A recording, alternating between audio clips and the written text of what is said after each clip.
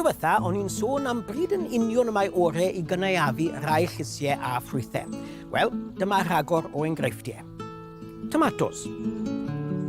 I gael y blas gorau, mwyaf melys, gadwch y ffrwyth I aeddfedu yn llawn ar y winwydden.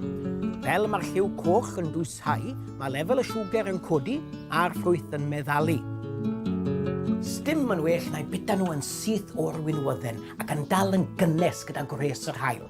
Nawr mae hyn yn bosib os taw nifer fach o tomatos I chi'n tyfu, ond os oes llawer o ffrwyth gyda chi, yna pidwch a gadael nhw I aeddfedu yn llawn cyn I cynaeafu, achos na nhw ddim cadw yn hir iawn, just cwbl o ddyrnodau cyn bod nhw'n sbwylo. I osgoi'r sefyllfa yna, pigwch y mwyafrif cyn bod nhw'n cyrraedd llawn aeddfedrwydd, pryd maen nhw rhyw hanner aeddfed. Hynny yw, hanner coch a hanner gwyrdd.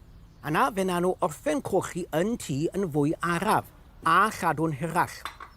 Rowch nhw mewn lle golau, ond mas o olwg union gyrchol yr haul, achos ar ôl cael ei tynnu, neu yr haul sychu y croen a'i wneud e'n galed I gnoi. Os newch chi bigo nhw ar ôl iddyn nhw ddechrau troi lliw, wel na nhw aeddfedu yn iawn yn tŷ o ran blas a maith. Mantes arall o'i pigo nhw yn rhannol aeddfed, newch chi I raddau helaeth osgoi cael nhw yn hollti fel hyn. Mae hyn yn digwydd achos pryd mae'r ffrwyth yn dechrau cochi, maen nhw wedi tyfu i'w maint llawn.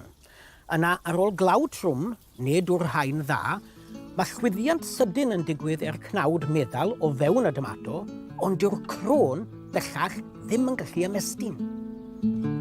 Ond wrth bod chi'n cynaeafu nhw, fel maen nhw'n dechrau cochi, dyn nhw ddim yn cael lot o gyfle I hollti, ac I chi yn osgoi y gwastraff sy'n deillio o hynny. A gyda llaw, mae'r digwyddiadau hyn o hollti yn fwy o broblem yn hwyrach yn y tymor fel hyn.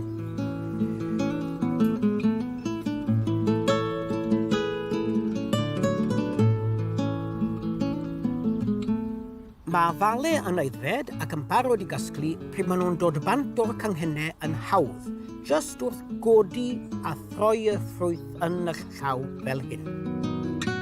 Mae'r sefyllfa'n gwbl wahanol gyda'r ffrwyth arall yn y berllan, gellig. Mae rhain yn dechrau aeddfedu a meddalu o'r canol. Ac os newch chi adael nhw ar y goeden, erbyn bod nhw chydig yn feddal wrth I cyffwrdd ar y tu fas, mae'r cenol wedi pydru. I osgoi'r sefyllfa yna, pigwch y gellig tra'n galed, ond ar ôl iddyn nhw I dyfu i'w llawn maint. Ac yna cael nhw I aeddfedu bant o'r goeden, enghraifft yn y gegin yn tŷ. Os ych chi wedi rhoi cynnig ar dyfu gwsberis y penrhyn, wel I fydd y ffrwyth cynta yn dechrau aeddfedu erbyn hyn, a na nhw parhau I gynhyrchu nes bod yr hew trwm cynta yn lladd y planhigion.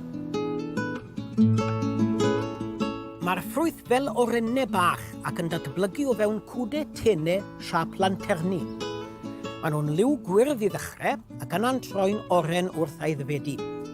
Pidwch a bita nhw'n wyrdd, maen nhw'n wenwynig yn y cyflwr an-aeddfed yna. Yr arwydd allanol bod y ffrwyth yn oren ac yn barod i'w tynnu a bita yw pryd mae'r cwdau tenau sy'n cwmpasu nhw yn troi o wyrdd I liw brown. A cyfoeth yr hydref.